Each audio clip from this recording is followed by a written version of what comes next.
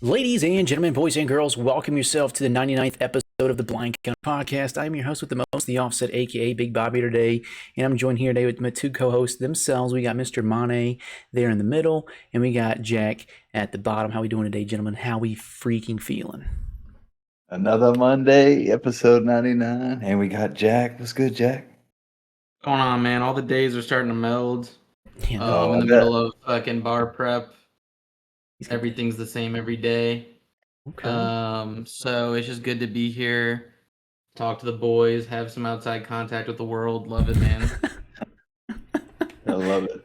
And not Absolutely. that drink at the bar. That's a different kind of bar we're talking. There's no drinking, man. There's no drinking. A little bit of golf, though. A little bit of golf for the culture. A little bit of golf. A little bit of golf, a little bit of Rocket League, a little bit of Call Oh, of Duty. true. You know, Healthy amount of Rocket League. Healthy amount of Rocket League. absolutely. Well, awesome, man. Well, yeah, we got a crazy episode planned for us today. We've got a couple of things to get caught up on because we had last week off because there's nothing going on. Roster mania was still popping off, so we decided to hold off and wait till this week here to kind of talk about everything here. Then we got CDL matches. We got roster mania, CDL matches, challengers, and then we also got the Modern Warfare 4 reveal. So if you guys are ready, we can just jump right into it. Oh, hell yeah. Let's do it. Well, all right. Well, first thing up on the chopping block here, we've got roster mania completed. So these are going to be the rosters here. So we've got a couple changes throughout the teams here. We can kind of run through them real quick if you want. So Boston Beach has Afro, Purge, Spark, and TJ Halley now. Royal Ravens changed up a little bit. They have Exceed Fire, and then they also have Lurks and Standy. And then Thieves stuck together. Miami Heretics stuck together. G2 had a change this past split as well. So we got Envoy, Crimp, Nasty, and Skies. And then Cloud9 also made a change. It's on Encourage, Hyde, Nezra, and Weavy, whatever you want to call them. Gentlemates also made a move. Estriel in for Envoy. So we got Estriel, Ghosty, Neptune, and Sib. Falcons stuck the same, so they're still Cellium, Exnid, Kismet, and Pred. OpTic still the same. We got Koi, which is a little bit of an interesting one. They stuck together, but I know some things kind of were going to change there. And then Surge made a change. Craze, Lunars, Mamba, and Nero are on Surge now, and then FaZe stuck together as well. I'll toss it over to Jack, man. What are your thoughts? What are we looking like? I guess I'll go one by one for each team. Hopefully not take too long. So I guess starting out with C9. Really like the change. We'll obviously get into like what we see out of them. But Webby just turned 18, up and comer. He was able to participate in Major 3 in the Challenger scene. Didn't place too well. Obviously had the Bush drama. If anybody was paying attention this past week, C9, Webby's agent, and Bush kind of got into it. Cloud9 is making Webby pay $1,000 of his $2,000 buyout by taking his EWC money, which is really unfortunate. Don't really want to get too much into Cloud9. They're not really worth the time. But I did feel like this Cloud9 team actually had some like promising players like Nezra. I do think they needed another change. I think if they got rid of Hyde and brought in like a vet like Beans, I don't know if Beans would want to play for Cloud9, but if they brought in a player like that, I actually think this team could be really fucking promising. And then Okus, I guess just the guy who's going out, he just wasn't ready yet. Going on to Carolina, I really like the Standy for Craze move. I feel like Standy and Lurks is like kind of a actually pretty gross SMG duo. So hopefully they can figure that out and make a push. I know Champs is pretty much already determined. Vancouver Surge, this team got so much better in the like name category, but in how they actually play together. Like you have 3 ARs on your team, and Craze, who's like a very slow route taking sub. They have no pace. They have no there's no chemistry between the ARs and the sub. They put Nero on the sub. Like all these players, in my opinion, are very talented, but like they don't fit together at all. Like they just picked up pieces of the worst players on the teams that got dropped and then stuck it together. Boston Breach, TJ Haley. I don't know how he has a league spot, respectfully. Like, you got rid of Nasty, which, like, shout out Boston for actually, like, doing right by Nasty. But, like, whoever you get's going to be worse. You got TJ Haley. Purge still has a roster spot. He's got to Like, have some blackmail on somebody, dude. yeah, like, I don't get that. Allie Then we keeping kind of him move there. into like the more interesting roster moves. Envoy and Estriel, like one of like the first trades in CDL history. But it was a contract dispute, so G2 actually didn't have Estriel under contract for the full year. So they actually lost him to free agency, which is like something I've never heard of before. They How does forgot that to happen contract a mid-season? player. Sometimes they don't contract players for like the whole year. They'll contract them through like a certain amount of days. So it could be like 365 days, and then hey, it's May and you're out of a contract. So Estriel ends up going to Gentlemates for free. G2 is able to get Envoy. They were hoping to get some cash to put towards Nasty's buyout, which I don't believe ended up happening. But they end up getting Nasty, which is a really interesting move. So Kremp, Envoy, Nasty Skies. I think this team has like a lot of potential to get better. I don't know how it'll work out. It's just like a short time frame, and you got to see something out of Skies here at this point. And then Gentlemates, I think Estriel's a great player. I think they upgraded in terms of like the firepower that they got. I just don't think that Envoy was the actual problem with the team. I don't think Envoy was the reason why they were losing. I know he didn't have like the best performances, but I think there were deeper rooted issues with the team. So I don't know how that's gonna work. We'll see. And then just quickly, Koi and Heretics. I think they both should have made a change. They don't. Insight. I think Koi was trying to get Nasty. They were really hoping to get Nasty. I think Insight decided to bench himself because he thought it was for the good of the team to get Nasty, and then I think that fell through. Koi was gonna pivot to Abe, and I think Insight basically saw that Abe was gonna come to the roster and was like, "Fuck that! Why would I bench myself for Abe?" So I think he unbenched himself. Basically, from like all like the rumors that I've heard, that's basically what happened, which I think could break the camp. To be honest, like that's just a really weird like.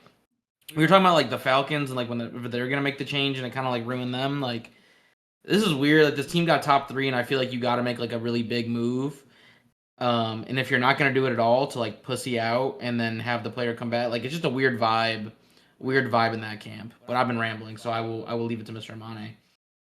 Yeah. Bro, you did a fucking beautiful job. There's 2 things I wanted to say. Lunars has the new scrappy neck in the league, and I'm very happy for Nasty.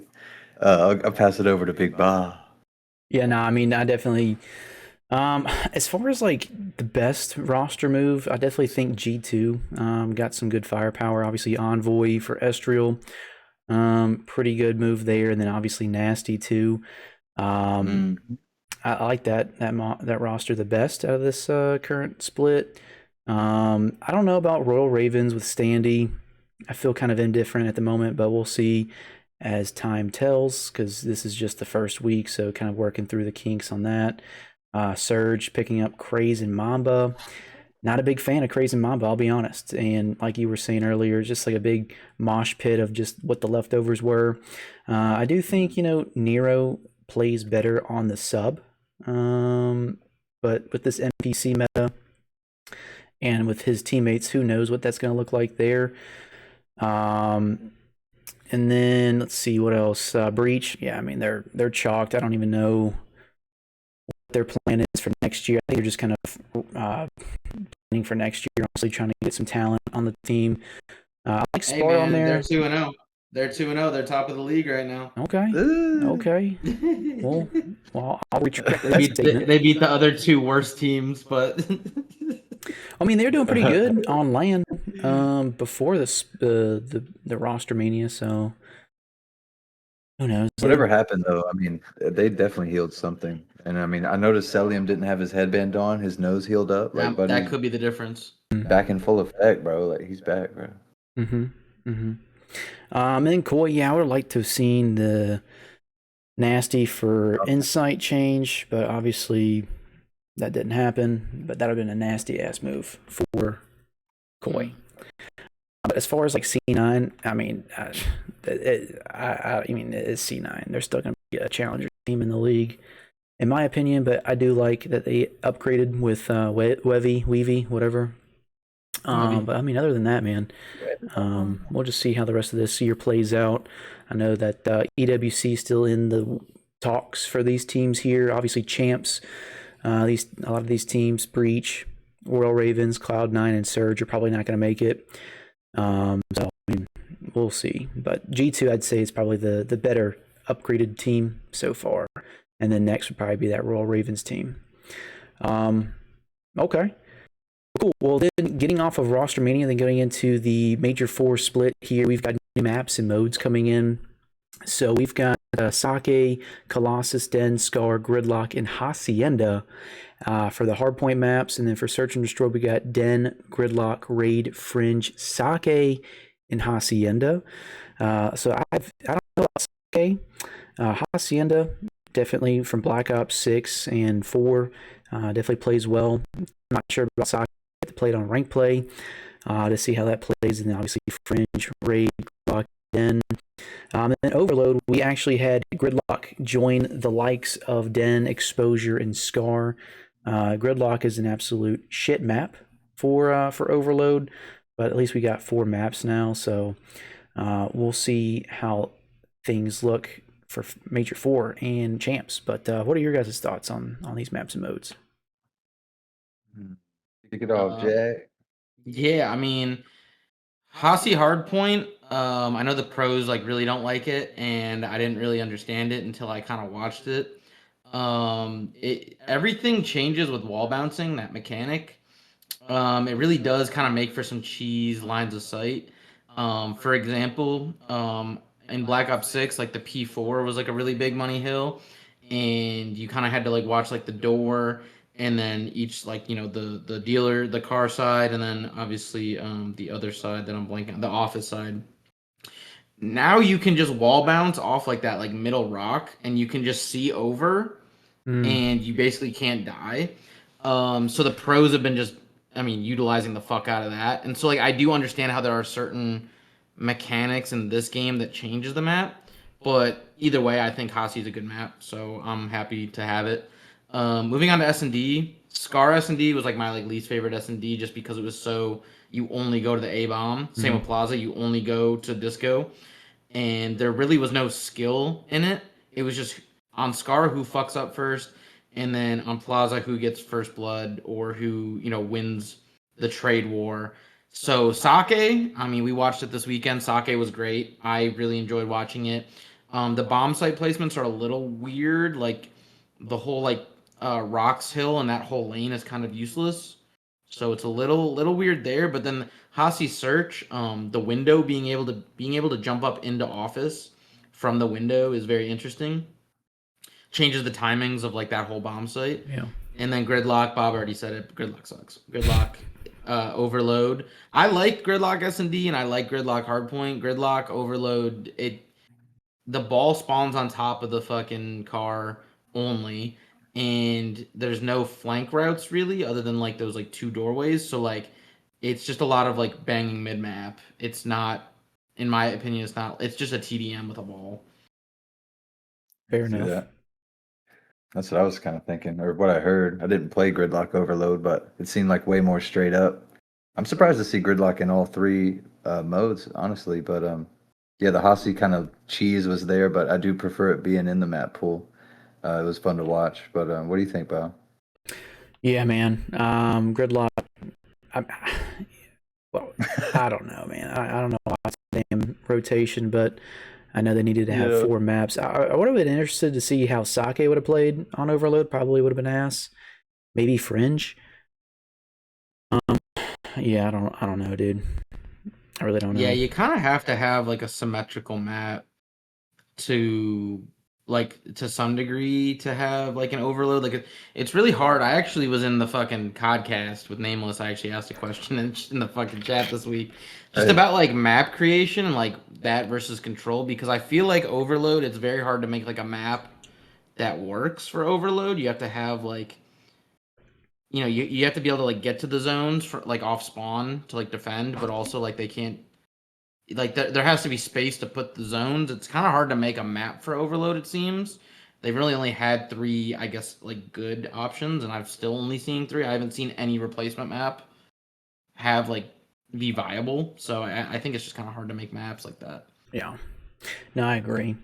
Well, anyhow, this is going to be the maps and modes moving forward into Major 4, the Minor 2, and then possibly Champs if we don't get anything changed between now and then. I know what Season 4 Reloaded and Season 4 is right around the corner. So I know some new maps are going to be coming in. Some old Black Ops 4 maps, I believe. Arsenal might be coming back. Arsenal or Frequency? Bro, I think it's too late. Unfortunately, that's like crazy. Why they've did been they put teasing those- these maps for like 6 months basically, and like Bro, at this point, like it's not going to be in for Major 4. So you're already talking like July. Like, do you really want like a new map set for Champs? Like the pros aren't going to want to. It's too important. EWC, I think, is like the most out of their hands. So like there's a chance we see it for EWC, but at that point, who gives a fuck? Like they just waited so long. Yeah, I don't like the to way that give the us, devs like, are good rolling maps. out these new maps in such a they're gatekeeping a lot of these good maps too. Because if we would have got these, more earlier in the season, I know they want to like have a reason to come back on the game for like the general population. But some new maps like that would have definitely made this CDL a little better. But I mean, like half these maps are already remade maps, and like there's like probably what 2: Den, Exposure, Scar. And Colossus, Sake. Sake. Yeah, so the rest of them are all remakes. So, but anyhow, this is gonna be your updated maps and modes here for we're moving forward here. So we'll see if anything else changes there. But switching gears, we'll switch on over to week 1 of the Major 4 qualifiers here.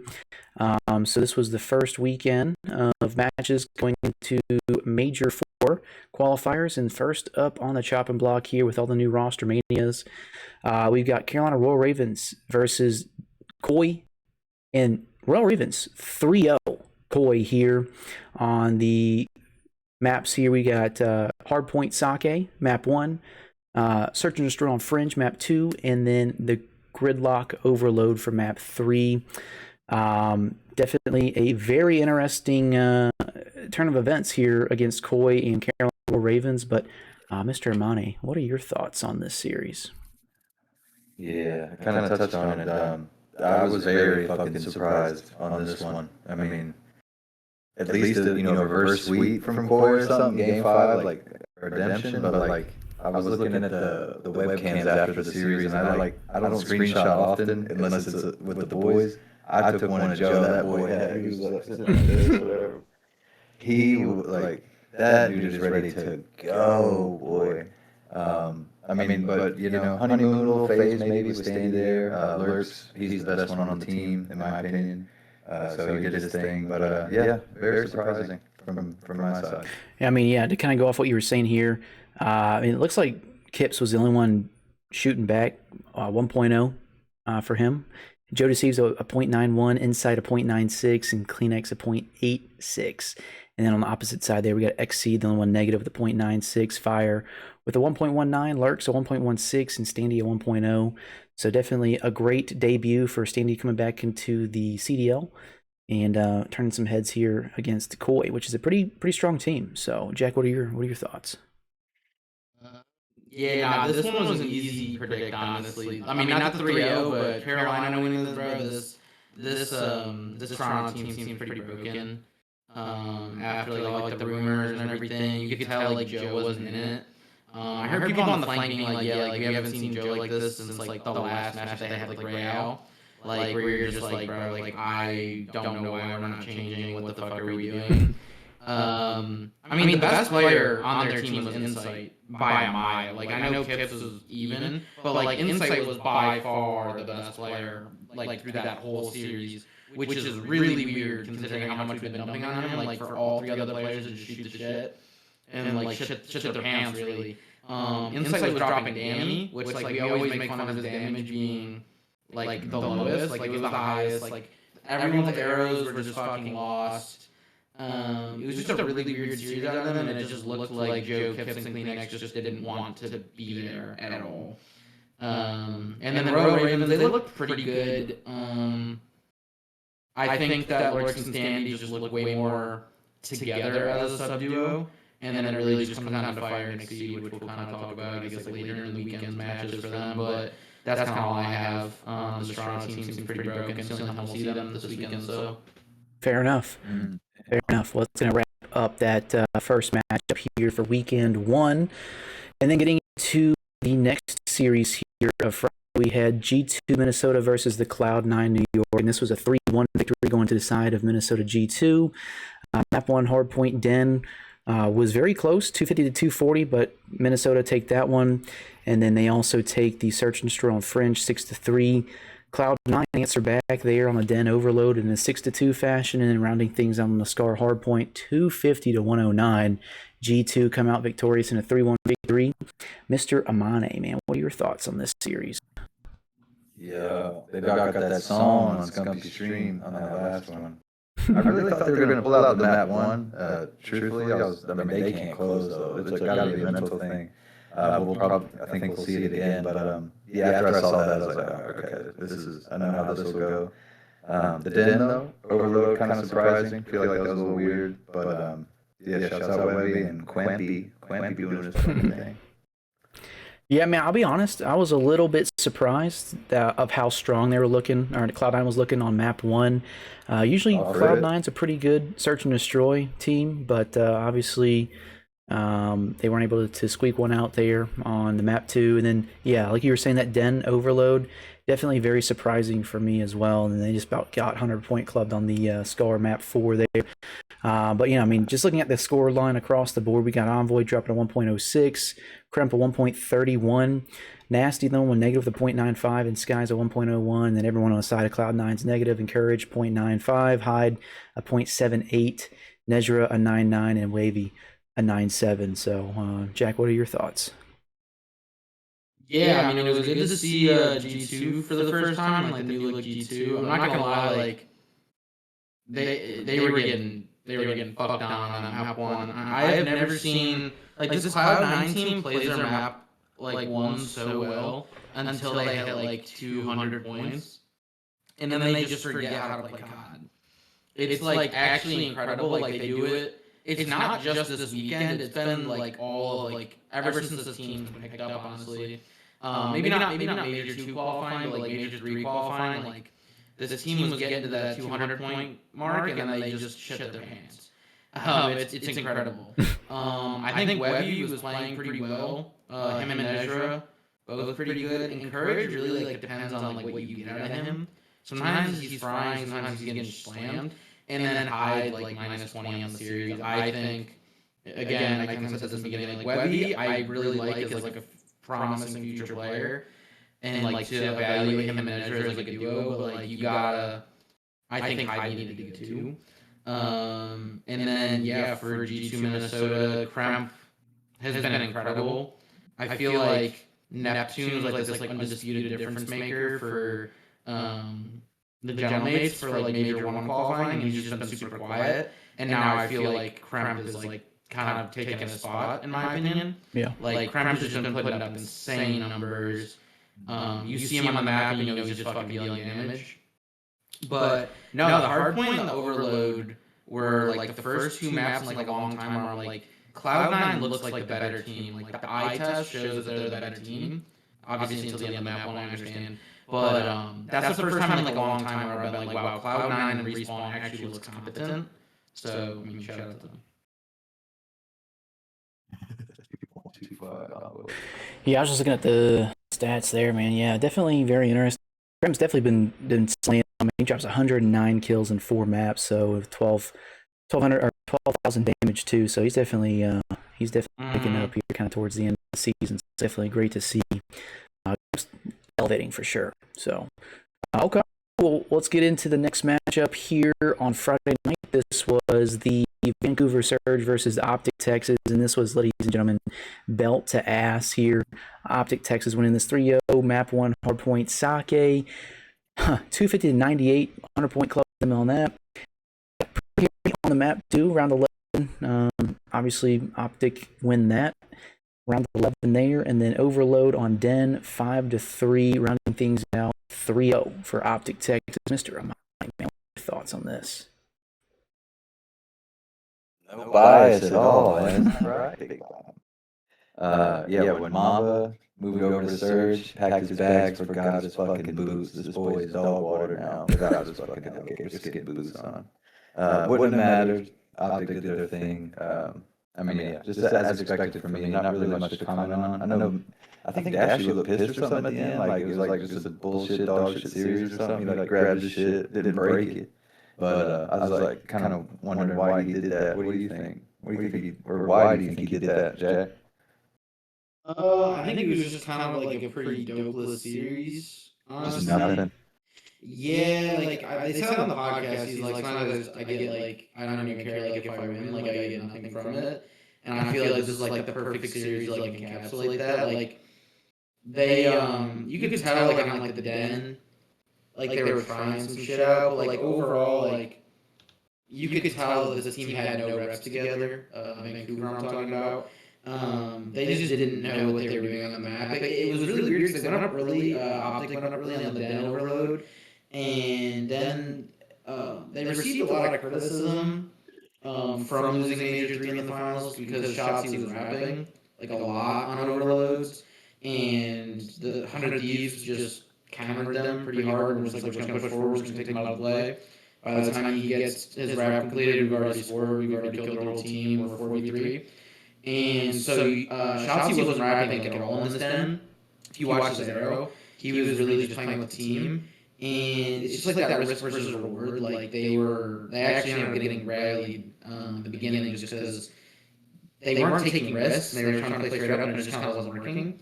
But that's kind of all I have to say on the series. I mean, there's nothing to talk about on the hard point or the S&D, to be honest with you. Yeah, I mean, the only thing that made this game or this series close was that map 2. And OpTic come out victorious there on that map, or around 11 there. But just looking at the stat lines, we got Craze dropping a 0.92, Lunar's an 8.1, Mamba a 7.4, and Nero the only one positive, the 1.10. And then Dashy's the only one negative on OpTic with a 0.88, probably the reason why he got that camera going. And then Hook drops a 1.21, Mercury's a 1.31, and Shotzi a 1.23. So definitely some good slaying out of the boys in green. Okay, well, cool, man. Let's go ahead and get into the Saturday night matches here. The up was the best one, I think, this weekend was LA Thieves versus FaZe Vegas here. And the distance of 5. And LA Thieves win this in a 3-2 victory here. Hardpoint Gridlock map 1 went to the side of FaZe Vegas. LA Thieves answer back on the map 2 Fringe, Search and Destroy, as well as the Overload Gridlock. FaZe tie things up on the map 4 Scar Hardpoint. And then in a 6-3 fashion, we've got Gridlock, Search and Destroy going to the side of LA Thieves, completing the 3-2 victory. Mr. AMANE, man, what are your thoughts on this series? Definitely the best COD of the weekend. I mean, I sat and watched the whole thing. Shout out Niam. I think he really is the best overload player at the moment. Just off his knowledge and gameplay. This dude's basically playing football on these motherfuckers, I feel like sometimes. But yeah, it was a good match. Kind of weirded out about that Scar, map 4, but then closing it out in the end. Not much to say. It was just a good watch on my side. Yeah, I agree. Well, we got Hydra on the LA Thieves here, dropping a 1.02, Niam a 0.9, Scrap a 1.08, and Abizi a 0.87, and then FaZe Vegas 04 drops a 0.99, Abuza 1.05, Draza a 0.92, and Simple 1.19. Yeah, man, definitely a great series for sure. Some top 4 teams, sorry, kind of battling it out. So definitely a great watch. But Jack, man, what are your thoughts? No, it definitely was like the best COD of the weekend. It's kind of unfortunate. It's kind of, I mean, it's kind of crazy that it went this far because, to be honest, it really should have been an LAT3O. The P2 into the P3 rotation, that final rotation, that gridlock, they really messed it up and ended up costing them map 1. As for the S&D, FaZe Vegas has no idea how to play S&D. Like it's getting concerning because that was like their strong game in the beginning, and it was like this team could just win a hard point, and like now they're just pretty brain dead. Like they're making really weird plays on S&D. They're getting singled out almost every round. Teams are just getting info. They're saying, where's the one guy on an island, and then let's just fucking hit him. And then they get a 4v3 every single round. Like that's what LAT did on that Fringe, especially in like last 3 rounds. That was how they pulled away and won. The gridlock overload, the exact same thing was going on where they were just hesitating, and LAT was just playing as a fucking pack and just running it down. And like that amount of aggression, just absolutely like FaZe didn't know what to do. They had no game plan for it. And yeah, I mean, shout out FaZe for the hard points, but the other two games they were just completely lost. They had no idea what was going on. This really should have been a 3-0. Yeah, LA Thieves squeak out a dirty Neslo against FaZe Vegas here. But all right, yeah, interesting things out of FaZe Vegas camp for sure there. But all right, well, then getting into the next series of Saturday night, we had the Paris Gentlemates versus Carolina Royal Ravens. In Paris, put belt to ass to Carolina Royal Ravens here in a 3-0 fashion. They played a hardpoint Colossus map 1, a Search and Destroy Gridlock map 2, and then an Overload Scar map 3. Pretty close game, not going to lie. Of course, the hard point was pretty convincing, but a round 11 victory for Paris Gentlemates, and then a 5-4 victory on the Overload Scar. Mr. AMANE, what are your thoughts on this series? Was this the one where they had the stretch bomb draw? Yeah, this is the GA gate. The GA gate, yeah. I felt a little shimmy to the left or whatever, but I mean, I was expecting this, to be honest. It definitely was close map 2 and 3, but yeah, just a good showing overall. I felt like, I don't know, Gentlemates were, doing their thing, but it's kind of worrying to me that it did get so close against Carolina in the search and overload like that after looking at the hard point, but yeah, nothing much after that. Fair enough. I don't want to be that fringe. Yeah, for real. I mean, just looking at the stat lines, man, we got everyone positive on Paris Gentlemates. Estriel dropping a 1.13, Ghosty a 1.16, Neptune a 1.06, and Sib a 1.25. So he's probably he's looking really good, man. He's got some great damage. The damage dealer of the lobby, honestly, 10K. And then everyone on Royal Ravens is negative. We got Exceed dropping a 0.83, Fire a 0.89, Lurks a 0.94, and Standy a 0.83. So definitely some very interesting games here. But Jack, what are your thoughts? Yeah, Bob, I sent you in the Discord DMs a video of the stretch diffuse in the comms. If you have time to pull it up, but before that, or I guess we can do it now. Yeah, let's listen to that. Let's go into a live listening here on this.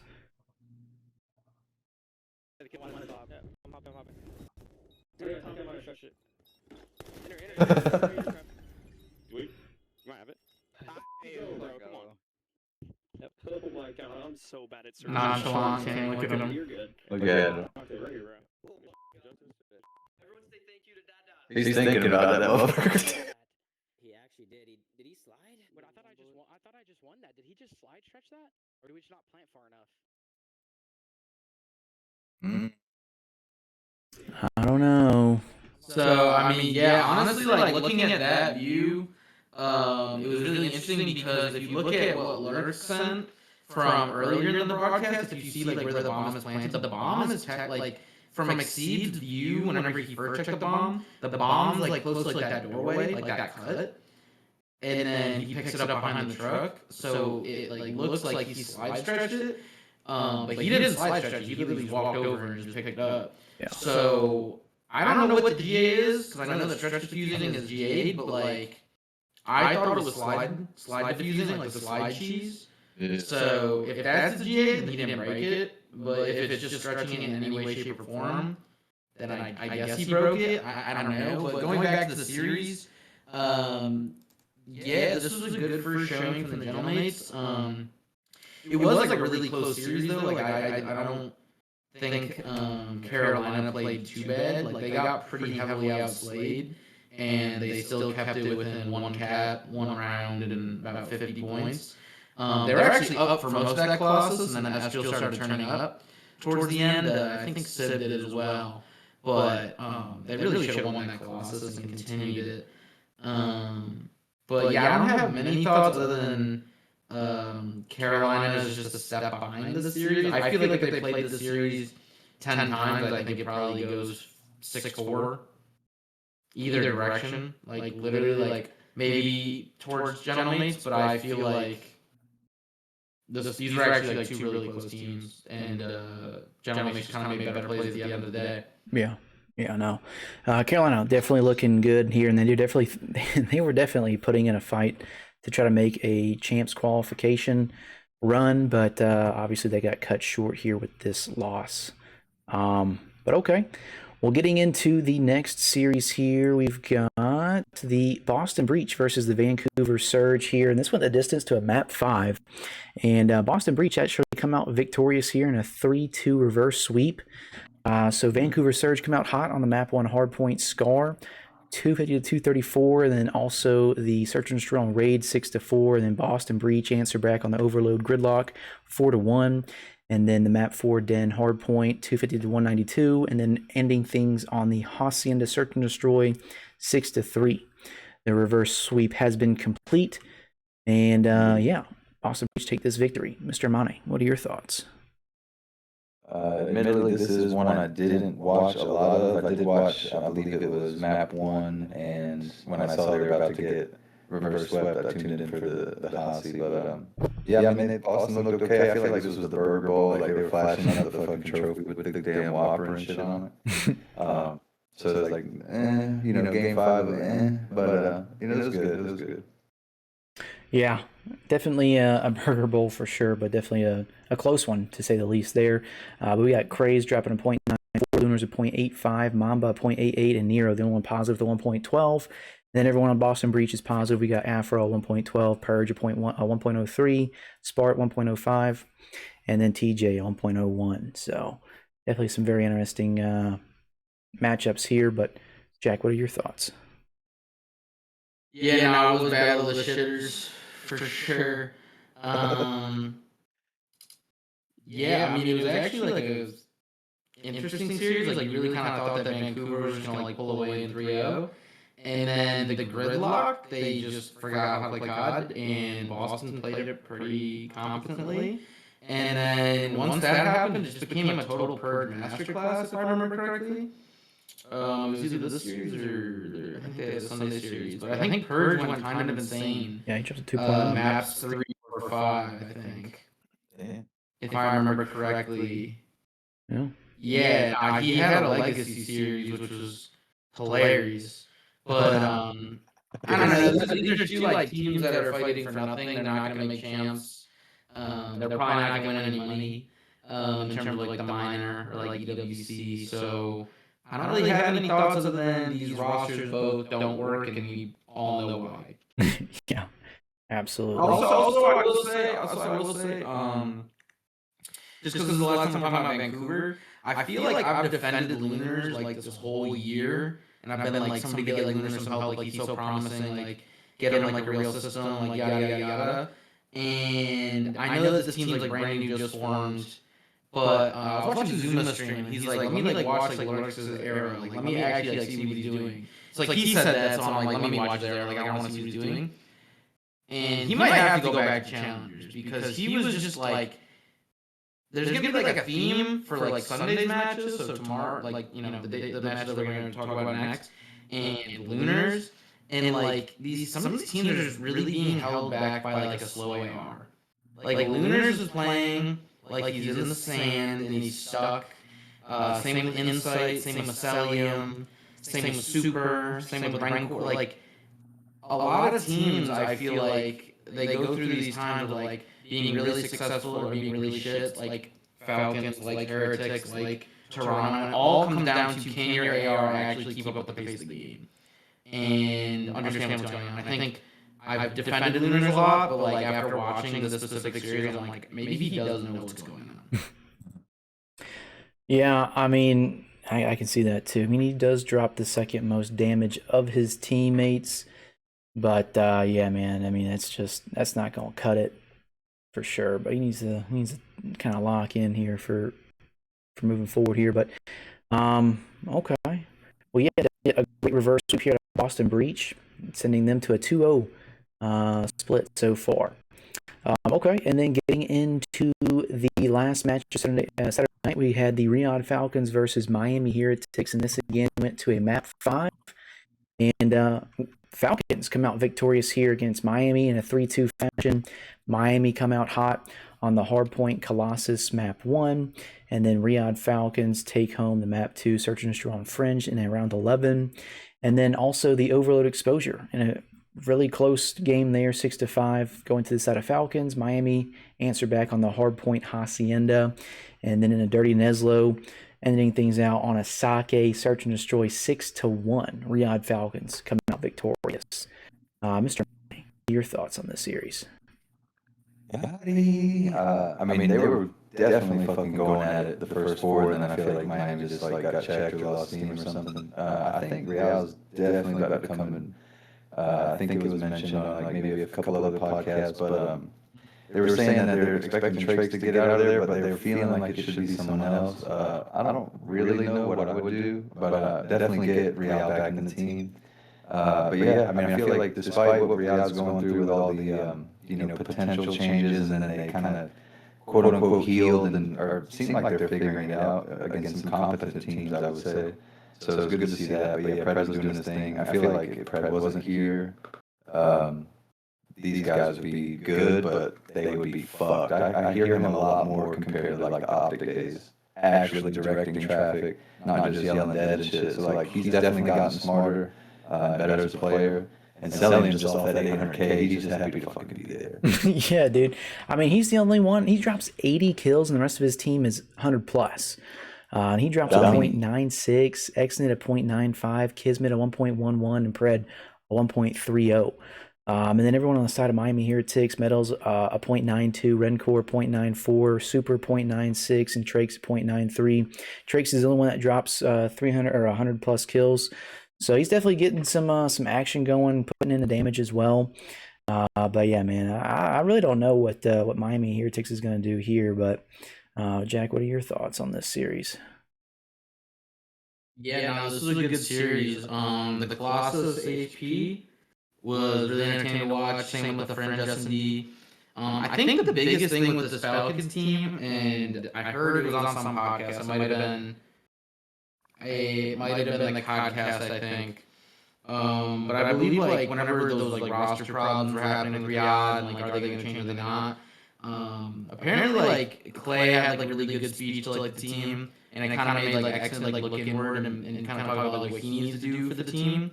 Because obviously like we know that the kid's got it. Like he was gross online, but like whenever he gets to land, something would happen because like this team just wasn't the same. And I think personally, like the biggest thing is like this team has always been a really good overload team for some reason, and they've also been a really good hardpoint team. And on S&D, at least through like Major 1 and Major 2, it felt like X-Men was just running in the middle of the map and just dying instantly. Like I swear to God, that guy in S&D would die within 10 seconds of every single round. He would either get a blood or die, and he probably was gonna die. And like you can just play for that so easily. And what they've done is they've given him the sniper rifle and just said like, hey, play your life, like use the snipe. And I think it's just kind of like restrained him a little bit, but he's still gross with the snipe. He's really good with the snipe, and I think that's really like contributed to them being better at S&D and like letting Kismet and Pred kind of take routes and kind of work the map. Going back to what I was just talking about last time I was talking, I do think the difference with this team is Cellium. He just needs to speed up. I think if the other three can play the way they've been playing on LAN/online, and Cellium can speed up a little bit, and just like we know he can do it. Like on face, he wasn't slow. Like we know he has the capabilities. It's not like you're asking too much out of him. If you just get more interactions out of him, like this team could genuinely be a top 3, top 4 team. I think. Like I think this team could go toe to toe with like a Toronto or like a FaZe, like pretty easily if you got. I mean, look. 30 more deaths out of pretty much everybody but Pred, at least 20 more kills. Like, he's missing out on like 50 interactions compared to like, the rest of the team. Like, that's substantial. He's still got the damage, but like it's just interesting. As for Miami, a lot of talks about Real coming back. Just being honest, like Real's been really bad at this game whenever I watched him. He was awful on Toronto. Had absolutely no idea what was going on. He went to Challengers and he really hasn't. Like, you'd think a player of his caliber would be getting first place at everything. You'd think he'd be moonwalking in the EU circuit. He isn't. He just isn't. He's not on a top team. He's not outperforming really. So that gives me a little bit of pause. Metals and traits right now are actually kind of the bright spots of the team. Like right now, Rancor and Super are in the mud and they're not playing efficient Call of Duty. They're either playing Killdory and not helping the team, or they're trying to help the team, but their arrows aren't going the right way.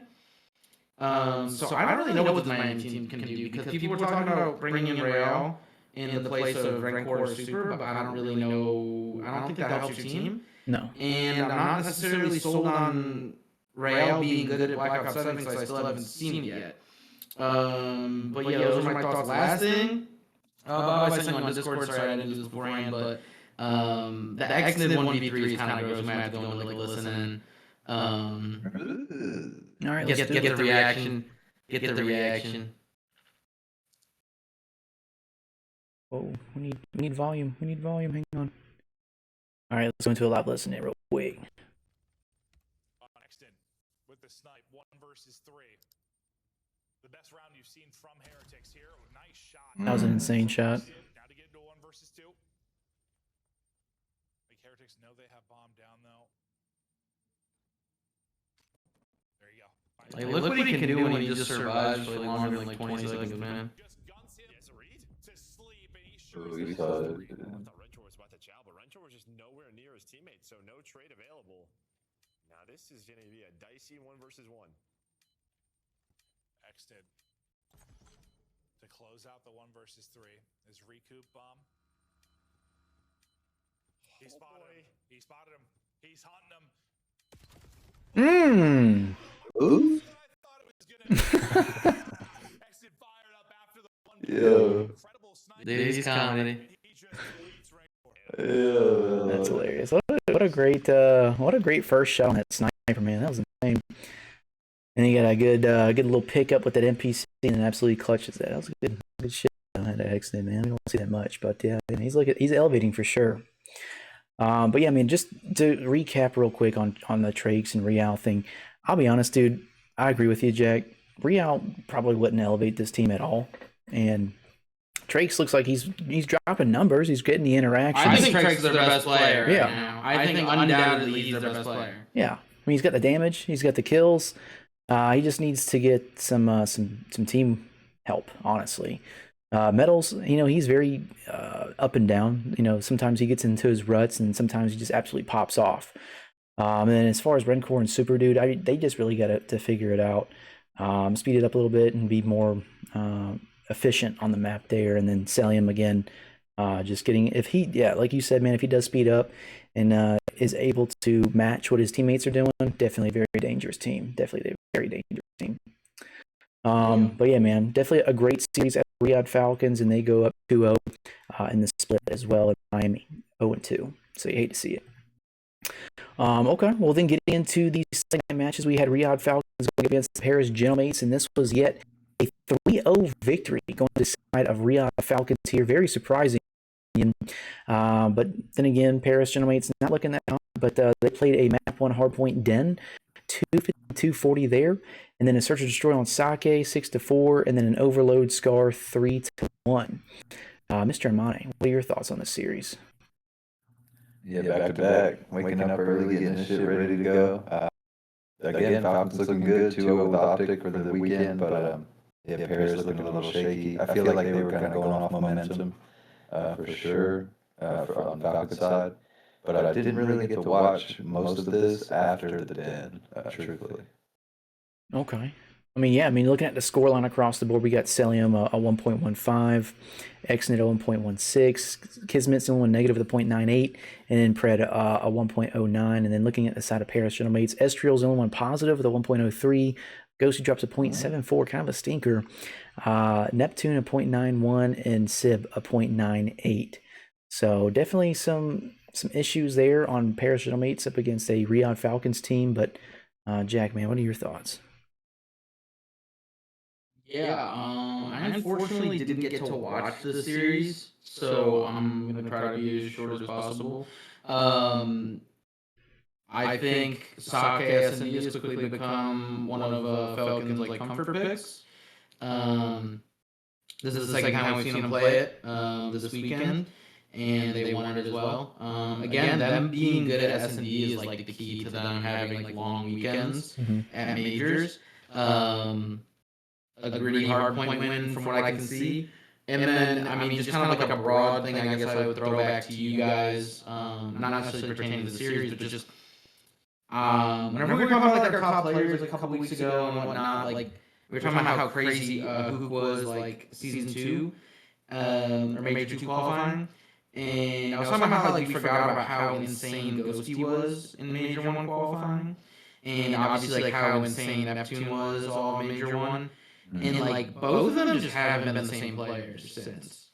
Like Ghosty has been to show himself. Neptune, I was just saying with Kremp, like Neptune was like probably like the best player in the game for major 1, him or Ghosty, but like I would put Neptune over like Shotzi, Hook, Dashi, Merc even for like that major 1. And now I don't even look at Neptune in that conversation at all. Like through from major 2 to major 3 to now major 4. I don't really know what's happened with him, but he's just not impacting the game the way that like we've seen. And the same with Ghosty. I don't know. You guys have any thoughts? You guys agree, or is that faded? No, I mean I agree. Go ahead, Mr. AMANE. I'll just say definitely not faded. I don't know quite what it could be outside of Ghosty not getting his exact strain. But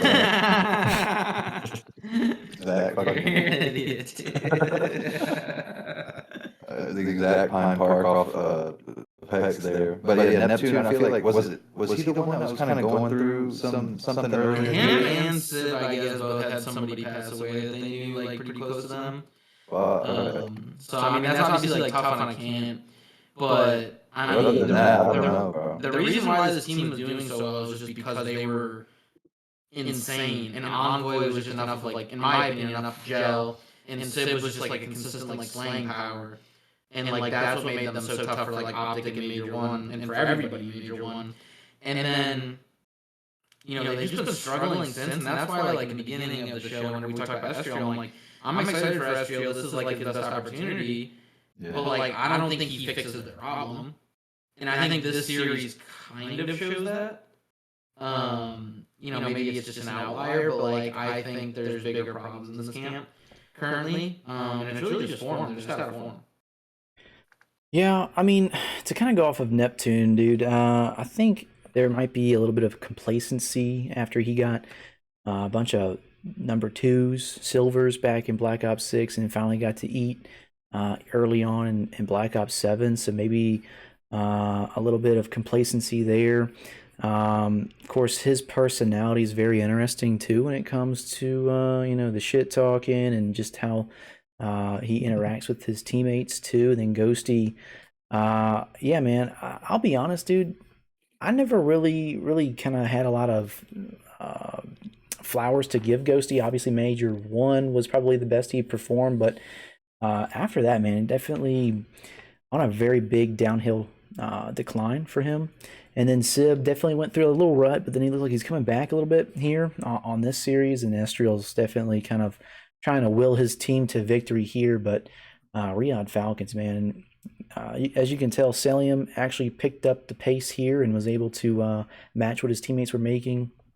Kismet does go negative, but you know that definitely doesn't apply to what he was probably doing impactfully on in the matches as well. So. Yeah, man, definitely got to figure something out for Neptune and Ghosty, and then I feel like that's going to elevate Sib and Estriel even more. But as soon as Neptune's able to come out his rut and then Ghosty too, I think this team will be okay, but I don't know if that's going to be something that we can see soon. But Riyadh looking very good, very good. Okay, well, getting into the next matchup here on Sunday, we've got the OpTic Texas versus the Miami Heretics. And this was another 3-0 victory going to the side of OpTic Texas here. The 4-point score, map 1, 250 to 215. And then the raid Search and Destroy went to a round 11, and then OpTic clutch up there, winning that map 2. And then Overload Exposure 6 went on the Overload. Mr. AMANE, what are your thoughts on the series? Yeah, love to see it. Kind of not speaking so much on the Heretic side. I thought it was funny. I mean, Dashi was like doing some formal shit out in the fucking open, ready to chow, like no respect. I feel like they just hate playing this team. I think it's something with Super, to be honest. Anytime Rancor wears those fucking glasses, he gets horde. So like the whole team I noticed had the fucking glasses on. And then Buddy just don't do it, bro. Because he was actually in hell all weekend. He was. This didn't help. Like he was putting up AMANE numbers low key, and I was just like, by the exposure, OpTic was floating on these fuckers. Like it was awesome. But yeah, that's all I got to say. It was a good one. Yeah, just looking at the stat line across the board here, we got Dashy dropping a 1.11, Buka 1.21, Mercury's a 1.13, Shotzi a 1.28. And then everyone inside of Miami is negative except for Super. He drops a 1.13, Metals a 0.69, Rencor a 0.8, and Trake's a 0.8. But yeah, man, I'm pretty sure that map 2, Rencor was in hell. He was like 0 and 7, 0 and 8. And then was a couple more kills here. Yeah, like 10 for that map. Yeah, man, definitely some things to work on with Metals there, having one of those traditional stinkers. But Jack, what are your thoughts? Yeah, this was another series. I was driving home from golfing, so I was listening to Zuma on Twitch, and I'm the only note that I really have is I need to rewatch that S&D because I heard it was probably like the trolliest S&D of all time. Dude, it was so trolly. It seemed like Miami had no idea what they were doing. They weren't checking corners, they weren't clearing any parts of the map, and it seems like OpTic was just ego channeling everything. And not really caring if they won or like lost the gunfights really. So that's how that got to be like round 11. And then it seemed like they just heat up for the final round, or like let's just not scam, and then easily won it. And then I did watch the exposure. Yeah, but it really wasn't close.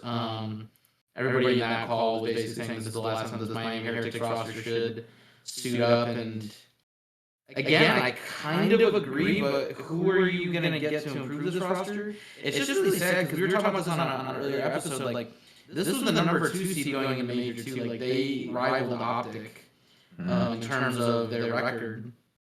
They weren't 11. They weren't 10-1, but they were, 9-2 or whatever. Like, they had a great qualifying round, and it seemed like this team was clicking. They don't win a map on land, and this team just hasn't been the same since. They don't know what they're doing at all. Like the arrows, I think it was Miami's last series against Riyadh, like on Fringe, the round 11 or whatever round it went to, they decided to have both ARs sit like back silo and top white, and then they had Traits in small room and Metals outside dub windows. Like everybody's on an island. The ARs are in no position to get any trades.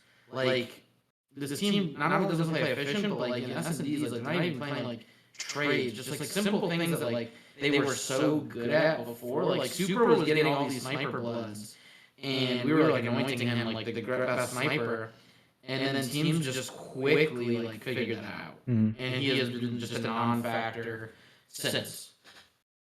I mean, coming back to what we were talking about a couple episodes ago about the top 10 performers, Rencor and Super were up there. I had Rencor there, but like at this point, I can tell he's either Killhorn or he has no idea what's going on. Yeah. Sorry to cut you off, but like, no. I wouldn't even put him top 20 right now. No, not at all. I honestly think that after that showing at Major 3, that they probably went back to the drawing board to try to figure out what the hell's going on.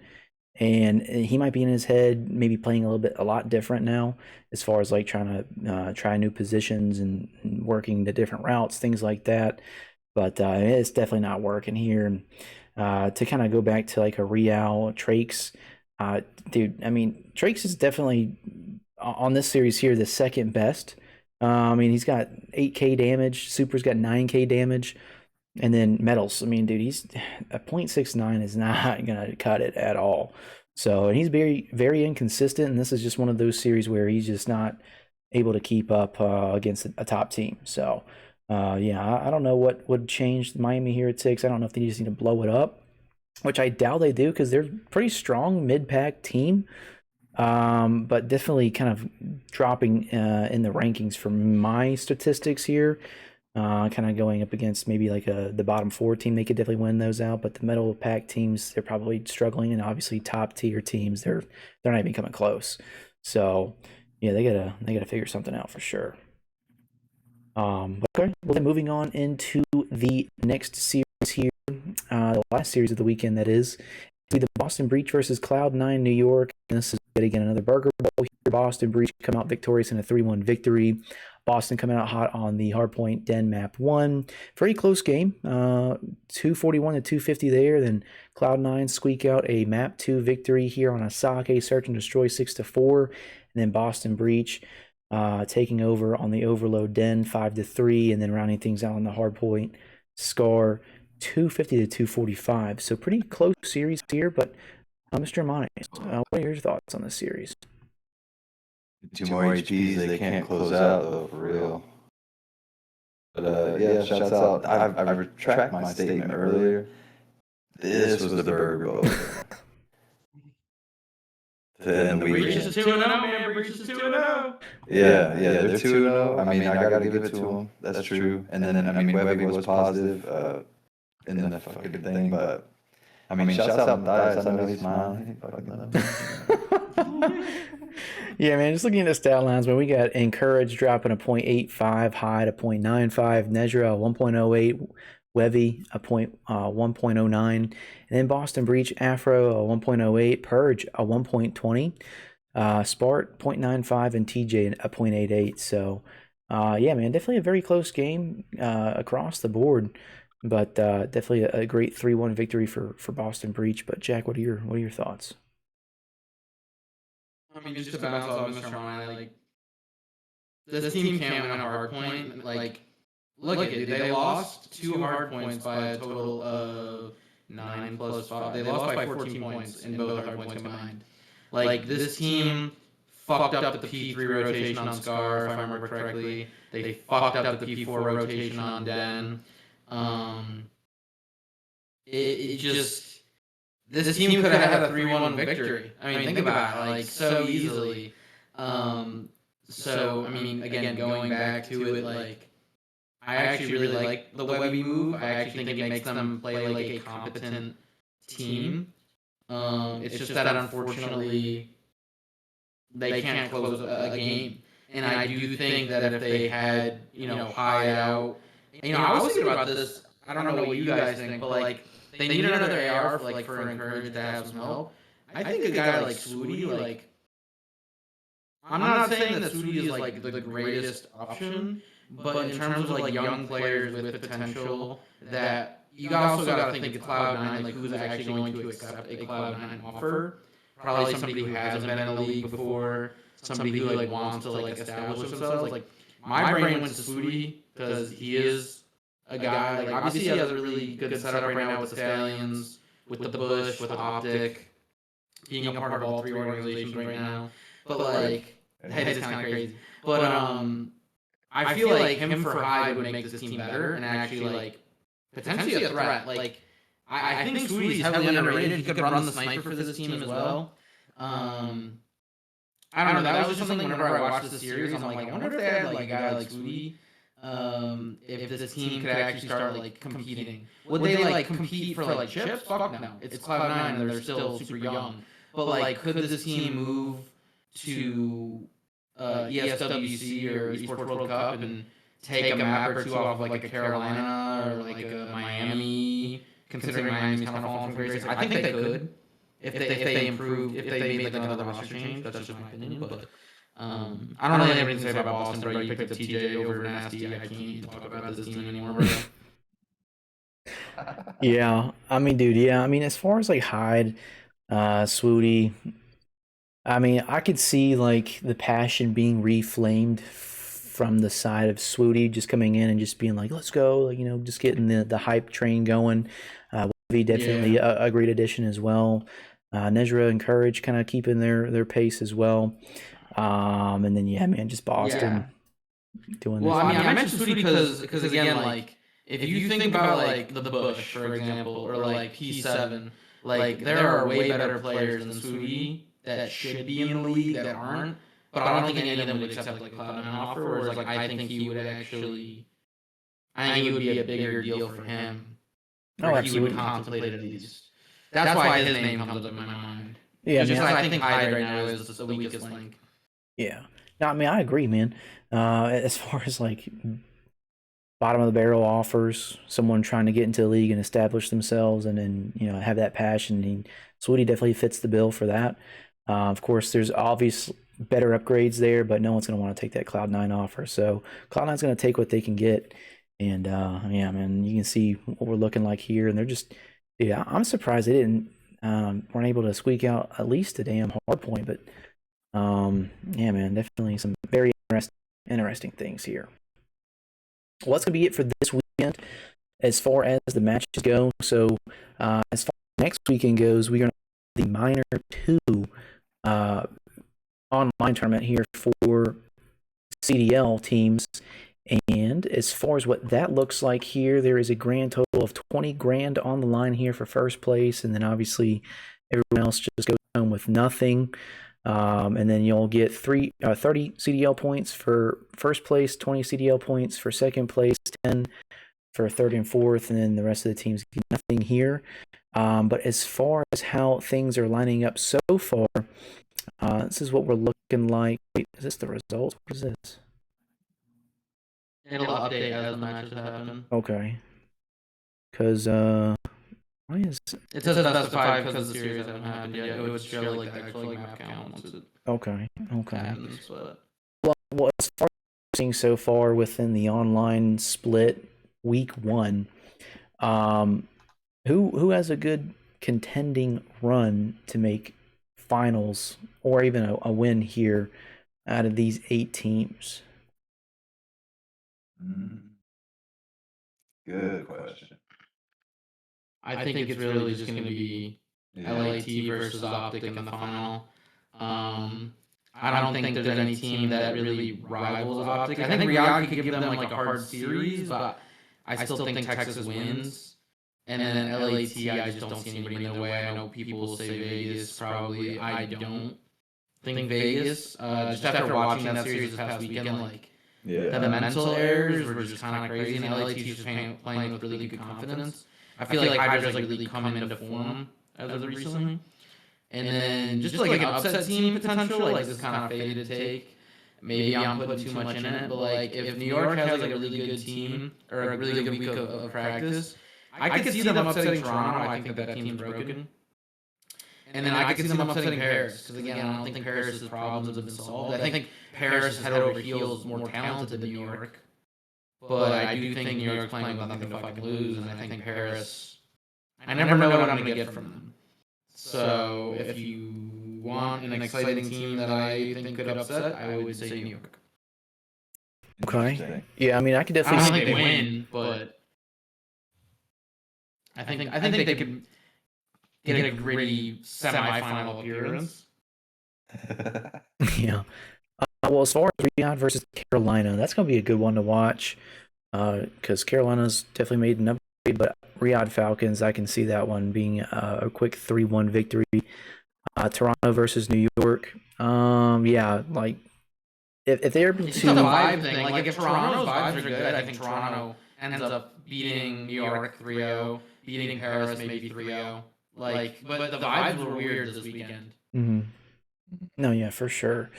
And then, yeah, especially 3-0'd by Boston this weekend definitely is very surprising too. So, Cloud9 definitely needs to come guns a-blazing in that round 1, and then definitely probably be an upset. But we'll see here. Vancouver versus Miami. Another potential upset here for Vancouver up against Miami since they've been playing so dog shit recently. Minnesota versus Boston. That's going to be a good one to watch too because Minnesota's been looking good, but then Boston's also been looking good, but they've also been playing the Burger Bowls too. So I think G2 is going to win that one. And then kind of getting into OpTic, they're probably going to play out against Carolina. But Riyadh comes into the mix here, which I think is going to happen. That can get pretty mixy just depending on how serious OpTic take this this time around, because I know they got bounced out in the Minor 1 pretty early. So I can see Texas or Riyadh winning the quarterfinals here. And then Paris versus Toronto or Cloud9. Definitely, man, that's going to be an interesting one too, seeing that it is online. But I mean, I would assume if Toronto make it, that's going to be a great one. But then if Cloud9 makes it by some grace of God, Paris will win that and go up against OpTic Texas or Riyadh Falcons. And then Vancouver versus Miami. I don't know, man. That's a close one to call. It's a coin flip for me, honestly. But whoever wins that one's going to get beat by FaZe Vegas, in my opinion. And then as far as G2 versus LA Thieves, obviously we got LA Thieves taking that one. And then kind of getting through semifinals here. OpTic, whoever wins this series here is probably going to be in finals, in my opinion, because Paris hasn't been looking that strong, and neither has Toronto or New York. So I'd say it's going to be Texas or Riyadh in grand finals here. And then just looking at we got left here Thieves. So I'd say Riyadh, Texas, Vegas, and LA Thieves are probably going to make it to the finals, in my opinion. But I don't know. What are your guys' thoughts? So I definitely think OpTic LAT, just to be a basic bitch about it, but I think that's how it's going to go. I hope Texas gets a little something. It'll spice up Major 4 qualifiers going into the actual event. Yo, was it 20K seats sold? Or was that? For Major 4? I thought it was 40K. Yeah. I think it's 40. Because they were mentioning 20K sold. And I was I'm like, pretty sure that there was like an esports event. Maybe it was the RLCS. I think it was RLCS, maybe. I think it was Rocket League. That was in France, and I think it was hosted by Gentlemates, I want to say, or something like that. And I think it had 20K. oh, that might have This been it. past weekend. I could be wrong. I could be faded for saying that, but I'm pretty sure that people were saying like if that was 20K, like imagine like 40K. But I don't know. I don't remember. I do know that it like sold out like really quick, but I don't know if that was a 20K or a 40K. I don't know. Bro, I just, that shit, I wish I was going to be that motherfucker. Mm-hmm. Yeah, this is going to be an event to remember for sure. Just because it's in Paris, and we haven't been there since, 2019? So, and, with Gentlemates, also Gotaga and his pool, dude, it's going to be a movie. They're going to riot again. Dude, they will, dude. So, I don't know, maybe Paris will get a buff, a home field advantage buff, but the way that they've been playing, it's not looking good, I'll be honest. But, yeah, man, definitely going to be a great one for sure. Well, we'll switch gears here. Coming out of the minor 2 and getting into some challengers things here. We'll go to the number 1 correspondent challengers, Mr. Jack, on some challenger updates here. Kind of walk us through what we've got to expect for the rest of the year for challengers and maybe some roster updates. Yeah, I mean, there's not much really going on. So I guess just like from a high level, like what is going on in terms of roster changes. Obviously, as we know, Wynn got bounced out of the CDL. He ends up landing on Omit Brooklyn, so he's up there with Rex, Paul X, and Two Real. The Huntsmen ended up making a roster change. They ended up dropping Swooty and picking up Awakening. They did that for pro points. They are basically auto-qualified for COD champs now, so kind of a semi-no-brainer. I think that it would pick up their pace. But watching their scrims, I don't know if they're better. I feel like at times they seem like miles better, and then they lose some weird. I don't know. It's kind of weird. They haven't really shown me if they're any better with this roster move. And then the Telluride Bush ended up getting rid of the shrub. The shrub no longer exists, so now they have a collab team with the Stallions. Now it is the Stallions Bush, which is Swooty, Skill, Okus, who was dropped from Cloud9, and Manny. And I'm not gonna lie, watching this team scrims, they are pretty gross, actually. Like, they have been taking maps off of Bush, they've been taking maps off of Stallions, Huntsmen. All the top teams that I'm watching, they've been performing way better than I would have expected. Like, even the maps they lose are very close. So I think that team can actually make some noise. So this upcoming week is the group stage of the Elite.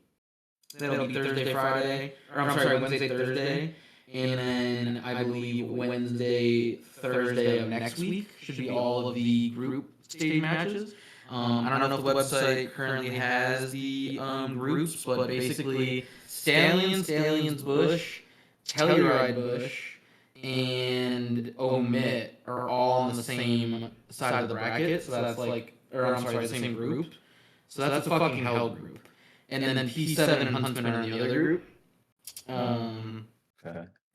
So kind of interesting, honestly. Kind of sucks that Stallions, Bush, and Bush are all on the same side. Kind of wish that there was more of a chance for more of them to get out. As you can see here, there's 12 teams, 2 groups of 6. So the top 4 teams from each group will make it into bracket play, into the playoffs, which will be the 11th of June through the 18th of June. I believe there's money up for grabs to win the Elite. If you scroll up, it should show it. I don't know if they've updated the groups yet. Yeah, they haven't updated the groups, but yeah. Oh, they don't even have the prize pool yet. Okay. $4,000. No. It'll be more than that. It'll be probably like 30, 40 grand. It only has the first and the 9 through 12. Oh, I see. Okay. For some reason. But yeah, so that's what's going on for challenges for like the next couple weeks. The cups really don't matter because if you're competing in the Challengers Cups, it means that you're not on the Elite, and if you're not on the Elite, it doesn't matter because you can't go to champs. Because at this point, the only teams that are really able to qualify for champs are if you make it to the last chance qualifier, which is one team out of. There's 12 teams, I believe, that make it to champs, and that also includes MENA and EU. So I think there's only like 4 teams from NA that'll auto qual, and you have to have the most pro points. So that's kind of how these things are dictated.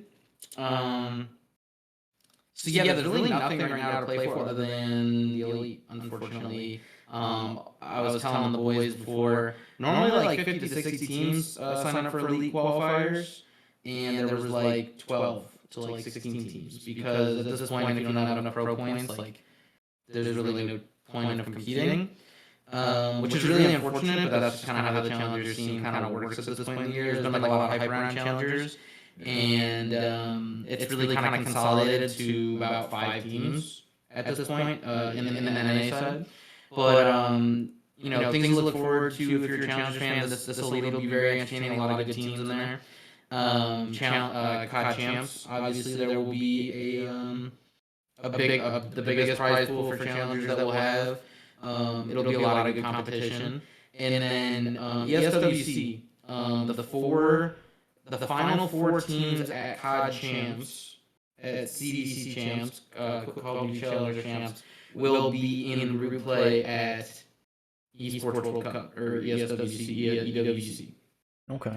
So that's what to look forward to. Obviously, if it was my way, or not obviously, but if it was my way, I would want P7, Huntsman, probably the Bush and the Stallions Bush to qualify personally.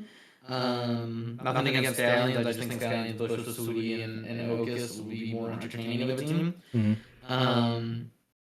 There's also going to be an EU team probably in there somewhere, or a MENA team. So yeah, that's really it for Challengers. Unfortunately, it's really kind of died down post Major 3 because that was the pro. Now I got a question.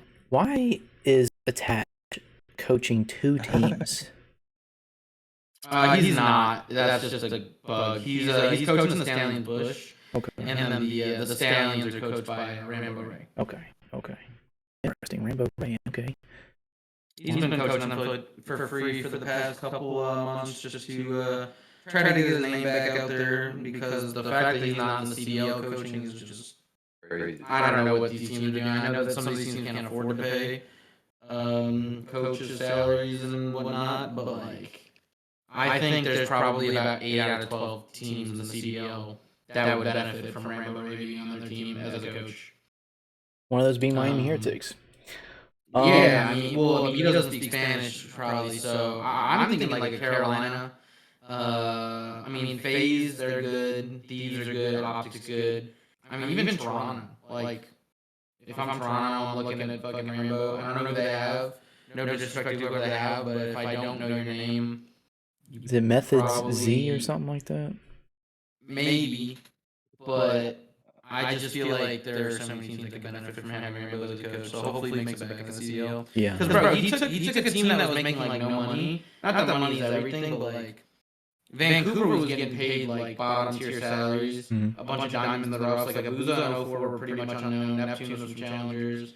I'm like Nasty was solid, but like never insane. And he got them to like 5 finals. Yeah. Like. And then now he's out of a job. So I don't know, man. He's waiting for Stro and Empire to come back. I know what it is.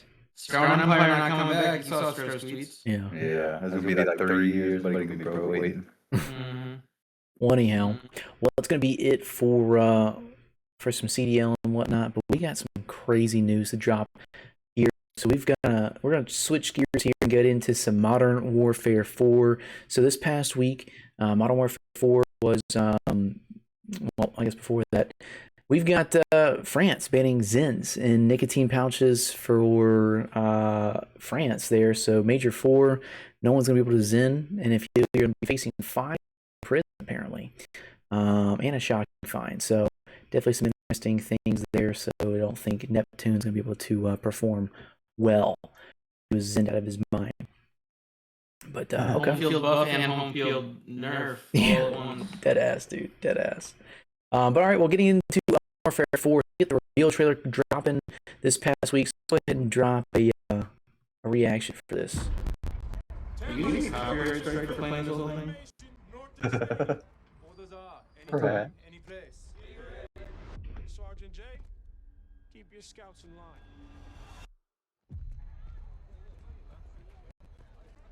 Can we make a pit stop at the Komat? The new guy is low on rations. Take it fast, guys. Who's that? A K-pop star? The new supreme leader of North Korea. Oh shit! I mean, that dude looks younger than I am.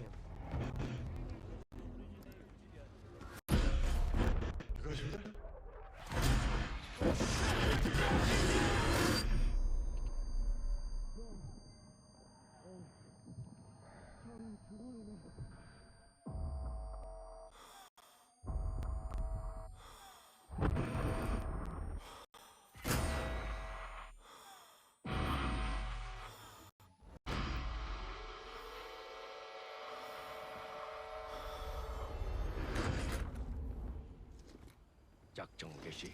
여신 종료. Sheesh.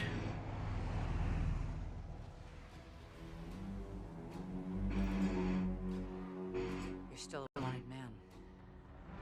Yana.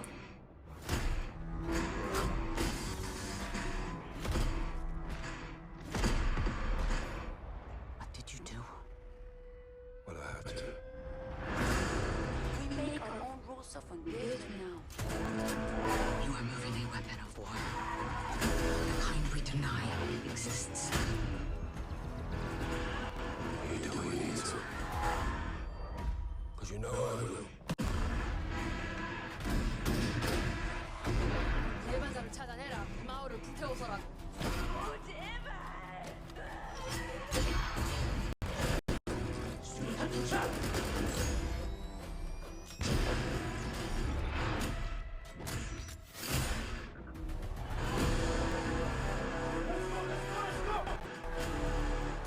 You're not ready. Because you don't die tonight, you don't even get a choice.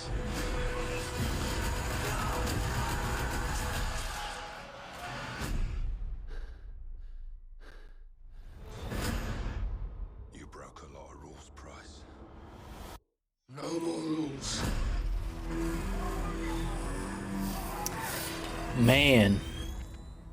October 23rd. October. I love October. Dude. Yo, I'm not gonna lie, man. These first look at DMZ June 7th. Okay, I'm not gonna lie, man. The lore and the campaign always get me. I'll be honest, because dude, they're trying their hardest to compete with GTA 6, but As far as like something to look forward to with lore and things like that, Black Ops 6, Black Ops 7, not pretty relatable, but with something like a North Korea invasion to South Korea, dude, kind of brings back the roots of traditional Call of Duty, man. So I'm a little bit optimistic and excited to kind of see what they have to offer here. But I wasn't sure about your guys' initial thoughts on just the reveal trailer itself. I mean, yeah, the reveal trailer I thought was really cool. The first, like literally, like, the first thing I saw before I watched this was that it wasn't coming out on like old gen consoles. And then I watched the trailer and I'm like, the graphics look really good. And then I thought about how in order to play Call of Duty, you have to like turn all your graphics settings to like the worst possible to get like the frames. Like competitively, and then I was like, oh yeah, like that doesn't impact me at all because like the game look like shit anyways. So then I was like, okay, well, taking the graphics out, how does the story look? The story looks good for like the first time, and like I thought the Black Ops 7 story was gonna be awesome. Like I thought like the future shit, like the hallucination shit would be cool. And then I like looked more into it, and it was pretty fucking stupid. I didn't play it, but like just I watched some videos. I was like, okay, this isn't even worth me playing. This one seems like something I would play. As of right now, I'm not slated to buy this game. This is like the first time like kind of putting my foot down. The second time, Vanguard, I put my foot down as well. And then I got convinced to buy the game. But like, Infinity Ward just drove me the wrong way for Call. Like, they're like the worst game dev ever. I hate every game that they produce. At least pubs. I've hated their pubs. Modern Warfare 2019, I hated other than S&D. Modern Warfare 2 was the worst multiplayer probably ever. Like I enjoyed ranked play. But unfortunately we're in a different world now. I think that ranked play really benefited from, it was kind of like not before the Warzone era, but like there really weren't like hackers like running as rampant as there are now. And so I think if there were as many hackers as there are now, like Modern Warfare 2 rank would have been even worse. Like it would have been like the worst probably. Sorry, I kind of rambled. But yeah, no, in terms of Modern Warfare 4, like the trailer was kind of hype, but I just don't know how much of it I can buy until I actually get it shown. Fair enough. Mr. Monty, what are your thoughts? Yeah, cautiously optimistic. I mean, the only thing I remember from MW2 was the ranked. I actually really played the shit out of that, and then the gunplay, of course. I agree with you, Bob, on the lore, and what Jack was saying, like thinking that BO7 shit was about to be crazy. I was like, oh hell yeah, we're about to kind of Black Ops 1, kind of fuck with you type thing, and then build off that in the other games, but that wasn't it. They had you throwing big ass blades from the sky, hitting the fucking there were like boss fights that were like, yeah, bro. Like what? I'm Gucci off that, but I am gonna buy it. I always fucking buy it. I plan on getting a stupid PC before the game comes out too, just for overall gaming. So it will still look like shit, maybe a little better, hopefully, and then stay over 200 frames. Because I'm getting 150 now, and I don't like it. But yeah, I'm excited. I always fucking say that, and then I get like disappointed, like stupid quick. So we'll see. Yeah. We got some other stuff, but yeah, cautiously optimistic on my side. Fair enough. Well, we're getting some more details here as far as the campaign. It's going to be 3 acts. Pretty much setting in Korea.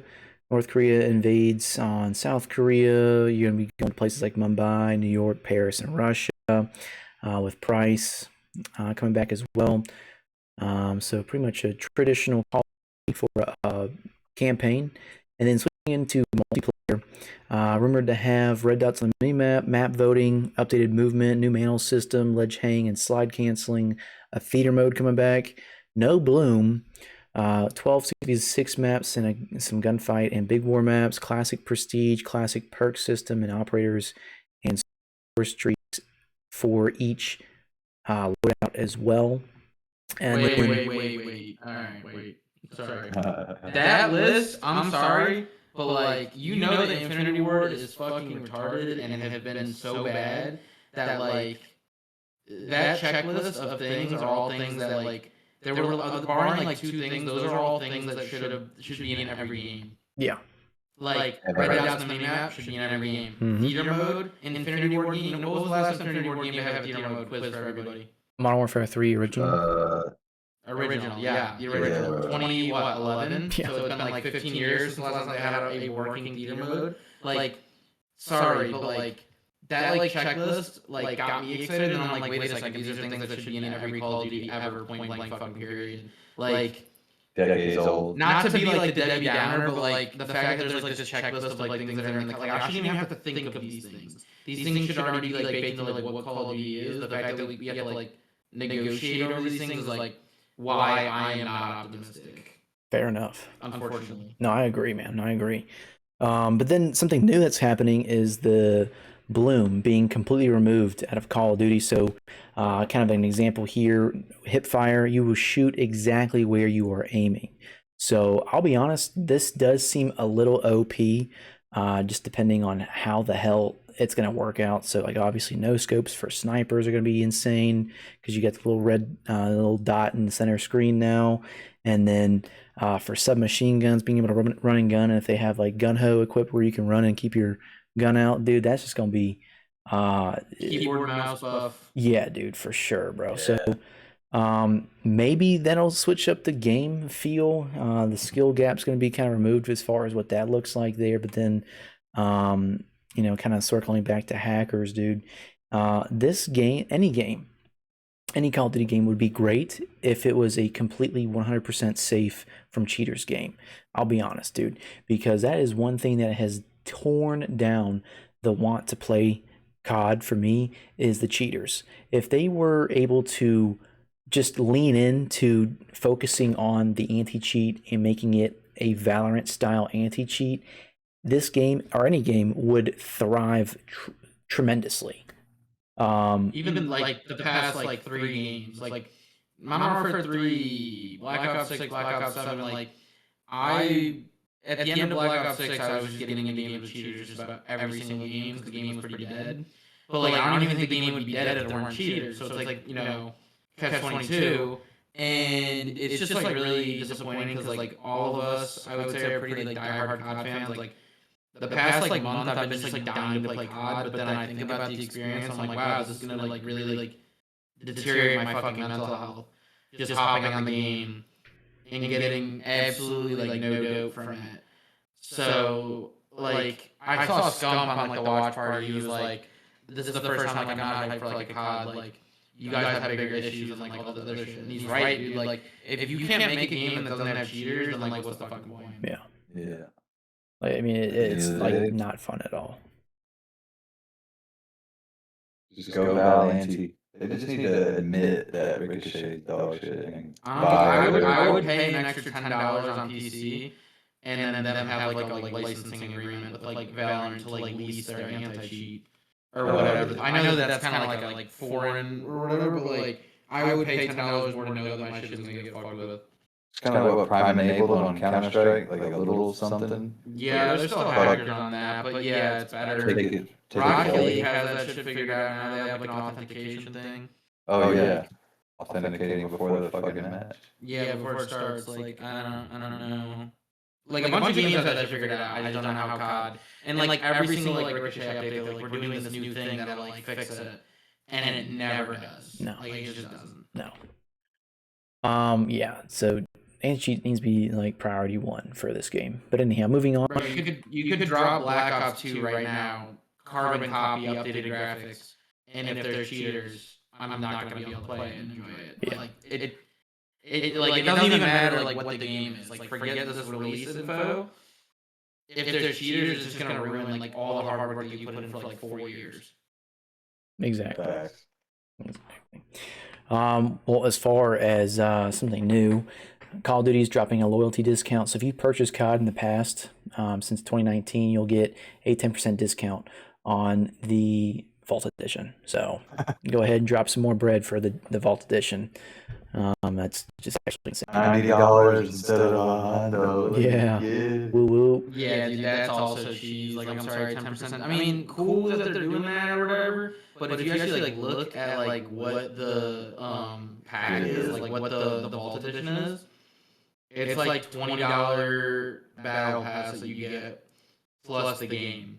Like you don't like you get a couple skins, but like it's like it's not really worth it. You're basically just getting the game and the battle pass, which you can just buy the $60 game and then pay for the $20 battle pass. And Save money.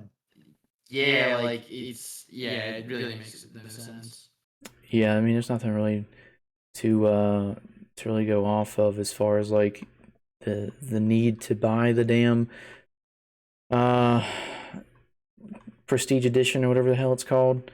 I thought I saw it here recently. Oh, here we go. It's right there. You just passed it.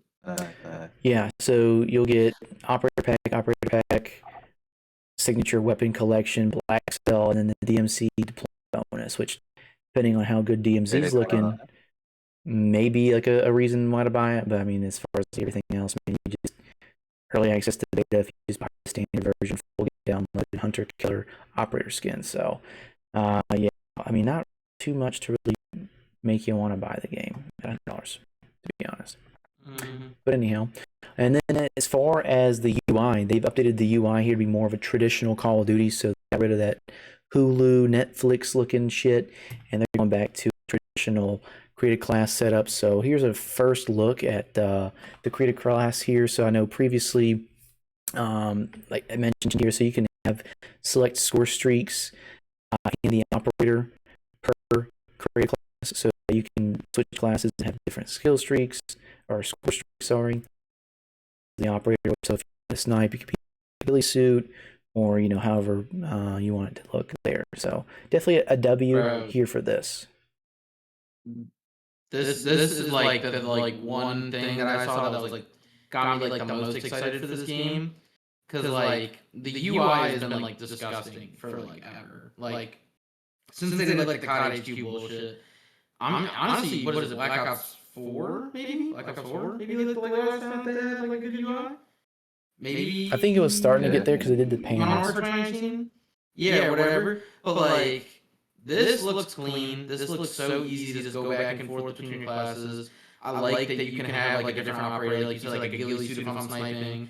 I like you can have different kill streaks. Like if I have like a tryhard class, like I can like rip that, have some high roller streaks. If the other team I'm playing against like a bunch of sweats, I can run like my what is it called, cold-blooded class, and then have like some counter UAVs maybe equipped to like fuck with them. Like you can actually like use different shit. I really don't like the sidebar. Like I don't know what some of these icons are, which I don't really like. I see like creative class obviously, but like moving the Hulu AI from like from horizontal to vertical, like I still think there's some cleaning that can be done, but like maybe that's me getting too nitpicky. The only other thing that I hate, bro, I swear to God, if we go back to Modern Warfare 2019, where each gun is 66 levels, like, dude, that was like the one thing that I saw, and I'm like, bro, like we're not doing this again. Like, I think like a lot of the COD community agrees, like the diehards, like the pick 10, like pick 13 system was like the best. Where like you had like gunfighter or whatever, you had like maybe like 3 attachments on your gun, and like I get we're in like an era of like 5 attachments or whatever, but I don't think that there should ever be 66 levels on a gun, like 40 like max.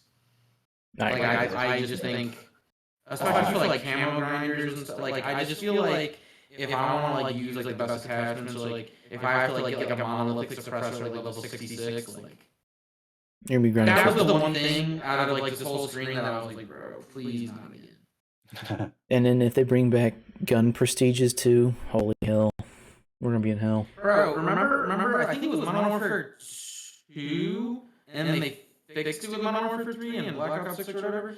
But it used to be like every attachment was different for every gun. So like if I wanted to use like a specific foregrip on my LMG, it was like get the M4 AR to like Yep. level 65. Yeah. And then I have to get that gun, but then if I want the suppressor that I want, get this sniper rifle at like level 46. And it's like, bro, please don't do that again. Black Ops 6, they fixed it because all the sites were together. Remember, like, if you unlock like a site, it was like you have to get this AR leveled up, but at least like once you get like the sites are all together, like once you unlock it for everything. And I'm rambling, but like if they're gonna make it 66 levels and then do that exact same bullshit like last time, like count me the fuck out. Yeah, Like we're not doing shit. Yeah, that shit's insane. That's insane. Okay, and then getting into some multiplayer maps here. Here's some first looks at some of the multiplayer maps coming from Modern Warfare 4.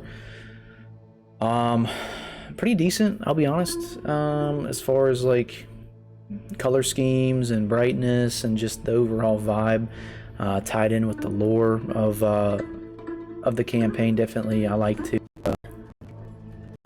see that being symmetrical. So.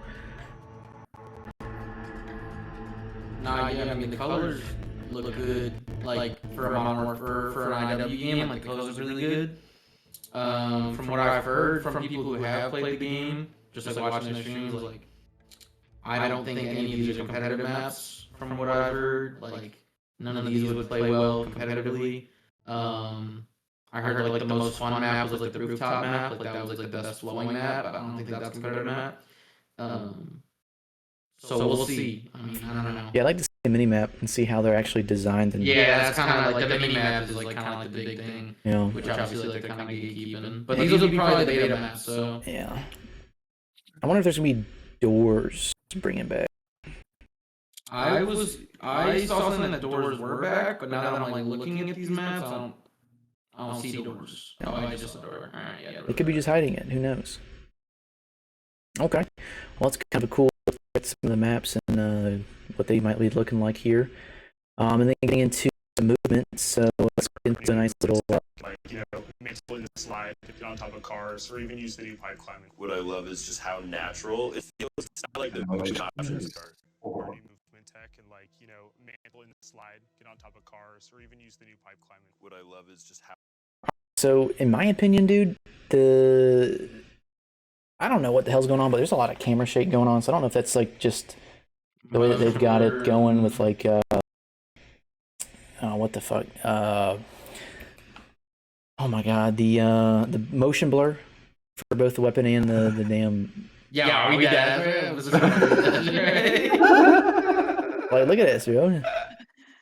It's got, I mean, ambient occlusion, motion blur, fucking depth of field, everything just crying for That's talking about cinematic. like 80 FOV too. This is insane. Yeah, from what I've heard, this movement isn't great. Like, not that it isn't great, but like, just think of like Modern Warfare 2019 movement, and like Modern Warfare 2 movement, and like make like a baby, and then that's kind of it. And then like some of like your like mantling / like sliding, there's like more like momentum in it. So that's kind of disappointing. Like I do hate the fact that like Omni movement kind of like removed a skill gap, but also like I do like the ease of Omni movement. Like I do like the creative ways to get into gunfights and out of gunfights and whatnot. Sprinting side to side, and so I do feel like we're kind of going backwards.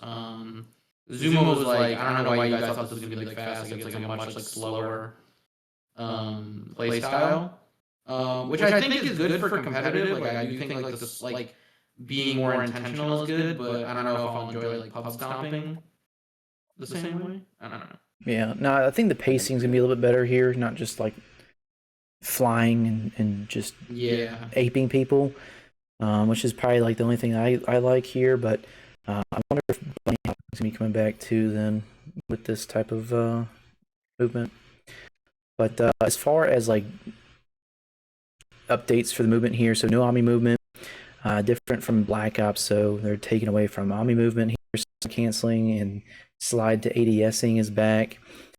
Tac sprint is also back. Unfortunately, I hate tac sprint. I don't know why we're going back to tac sprint.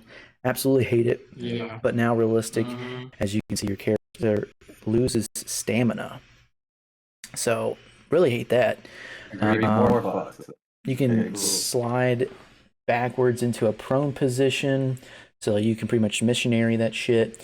Mantling keeps your gun up. Ledge hanging. Operators react to environment, your weapon angles as you approach doors, walls, etc. And then you can climb up poles, jump from ladders to windows, and more. So, kind of mid. I'm not gonna lie, kind of mid. The only thing I can really think of is the pacing again, being more slower, which would be a little bit more fun and intentional, like you were saying. But with the fact that we're getting tax sprint back and a stamina tracking for your sprint is kind of ridiculous too. But yeah, I don't really get because nobody has ever been like we missed tax sprint. Like I have not heard those words uttered ever. Yeah. I feel like Black Ops 6, I think Black Ops 7 did. I could be wrong. Or no, Black Ops 6 had tax sprint. So yeah, Black Ops 7 was the game that did it. Like tax sprint is a perk. So if you want to do that shit, you can equip the perk, but it doesn't naturally come in the game. And then Black Ops 6 had a perk that removed tax sprint, but made your base running quicker.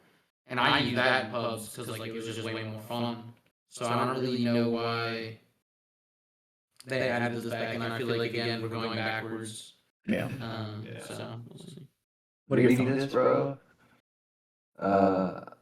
This is okay, we're probably going to talk Jack into buying the game, and then we're all going to grind it for a month or a month and a half, and then we're just going to realize, oh shit, we need to get on the server GTA. And just fuck this. Yeah. Dude, GTA Online doesn't come out for over a year after GTA 6 releases, so. What? I still might. I don't know. GTA 6 is going to drop in November. The story mode drops, and then GTA Online probably won't be out until 2027, November. So. Fuck. Okay. I have the PC ready, but fuck that. Yeah, I mean, I personally if I'm just thinking how I am I didn't buy Vanguard because Vanguard just did it. There was no part of Vanguard that I watched or played the open beta that I was this makes me want to buy the game. And then my buddy was this is the greatest COD ever. And then I bought it and I'm and then I didn't play it until July. I was playing CMGs in July after the game was dead. That's kind of my vibe with this game. Not even because anything that they're doing is bad. It's just going back to the cheater discussions. What is the point? If the game's gonna be broken. And I'm a big ranked player. I love playing ranked. If you're gonna make me wait until February for rank to come out, and the game's already dead, and the game's already fucked, I'll just wait until February to see if I want to buy the game. And then if the game's already dead and there's still a cheater problem, might as well just skip this year. You know what I mean? That's kind of where I'm at with COD right now. And I really hope that by the time October comes out, they're hey, we actually fixed the cheater problem genuinely, and the rank system's gonna come out in December-ish. That would be a home run for me. Yeah. Also, the game's only as good as your maps. And I mean, the maps look cool, but we just kind of gotta see attack map and see if contact can be good. Because I think that's what destroyed Black Ops 6, in my opinion. Is just the maps are really bad. Yeah. And then also what's ruining Black Ops 7, in my opinion, is the gun meta too. The guns are kind of weird, in my opinion. The subs weird, Dravik, NPC. So hopefully Modern Warfare will kind of give us that that good feeling as far as some good guns, M4, MP5, snipers, things like that. So maybe that'll kind of help with the aesthetic of it too, making it kind of fun to play and use. Iron sights are a big thing too. Black Ops 7 iron sights are absolutely atrocious. So just some good cosmetics as well, but anti-cheat definitely. I will say I not to cut in, but I feel the gun meta of competitive Call of Duty, unfortunately, is not really up to the devs at this point. Yeah. It's just GA Central by the pros. Because I think if the community made it or whatever and did it for the mode the actually best game, I don't think the meta that we have now would actually be the meta. Like I don't think Yeah. the MPC or the M4 would be used. I think it would be like the MX-17. Like we've talked about this before. Like the MX-17, you have like a slower shooting AR that's gonna get fucked up front. The M8, yeah.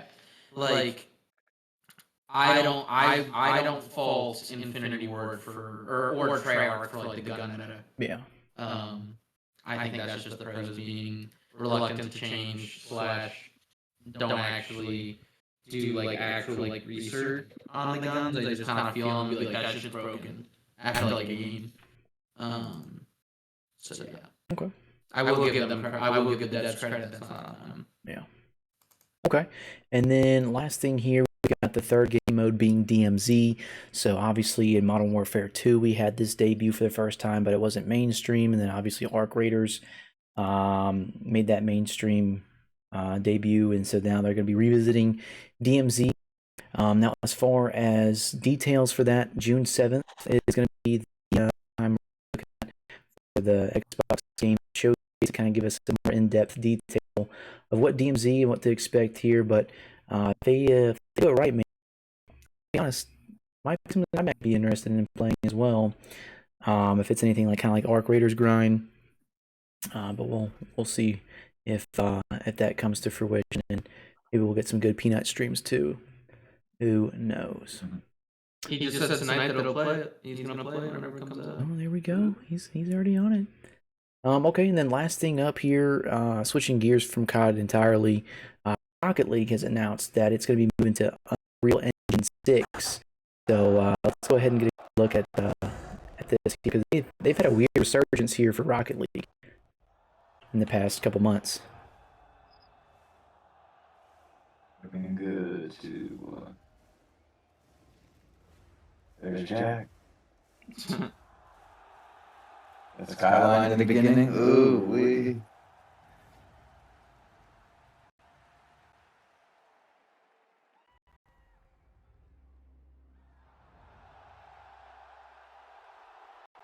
I think this was live at the major comparison to. Yeah. So yeah, man, some cool things here for Rocket League.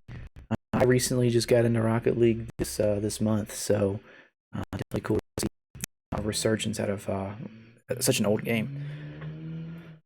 But yeah, man, Rocket League looking good. I'll take it. Absolutely. Yeah, I'm kind of worried about this update, honestly. I feel like that's, I don't know. I don't know if you guys noticed at the end, but like they had they're looking at like COD HQ with like Fortnite, where like you like flick, it's like what you like launch like one, like did you see it in the video? No. It's like last like 3 seconds. It shows like you can click like a 1-on-1 to go between like Fortnite versus like Rocket League, and like make it like all like one thing under like Unreal Engine 6. And I'm like, bro, like please don't make Rocket League go down like the same path as COD. Like don't do that.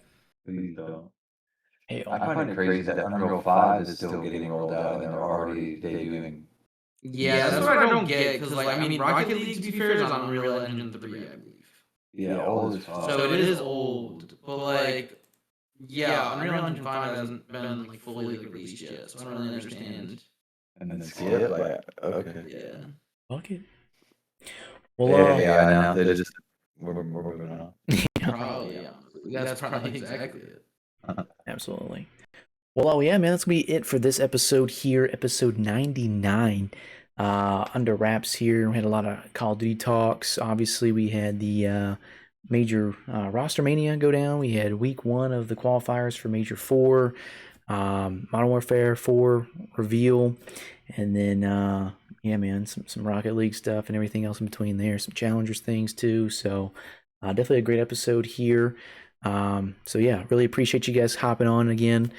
Jack, like always, man, you're always appreciated with your intel and all things ball knowledge for sure. Definitely greatly appreciated, Mr. Monty. Like always, man. Without you, the executive producer himself, you know, all things encompassing that, man. So absolutely an absolute W there for both these guys here. So thank you guys. Appreciate you, Big Bob. Yeah. Goes with the move. That's Big Bob. Yeah, absolutely. Well, yeah, man, we really appreciate you guys listening, watching, wherever you guys are. Go ahead and like us on YouTube, leave a sub, and then go ahead and drop a like as well. But in some comments too, what you'd like to see. But that's going to be it for this episode here. We'll see you guys on the next episode of the BCP. Peace.